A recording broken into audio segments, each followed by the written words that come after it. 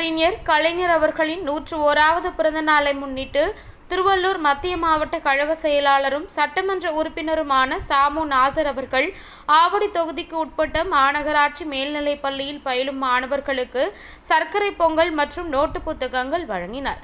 முன்னதாக பள்ளிக்கு வரும் மாணவ மாணவியர்களுக்கு இனிப்புகள் வழங்கி வரவேற்று மாணவர்களை உற்சாகப்படுத்திய அவர் மாணவர்களுக்கு காலை உணவினை வழங்கினார்.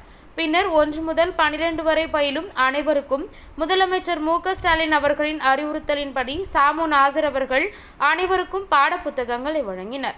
இந்நிகழ்ச்சியில் ஆவடி மேயர் உதயகுமார், சன்பிரகாஷ், பேபி, சேகர், கமலேஷ், வினோத், ஜான், சக்திவேல் மற்றும் மாவட்ட, மாநகர, வட்ட கழக நிர்வாகிகள், மாமன்ற உறுப்பினர்கள் ஆகியோர் உடனிருந்தனர். இந்த பள்ளி இன்று 68% தேர்ச்சி அதிகரித்துள்ளது.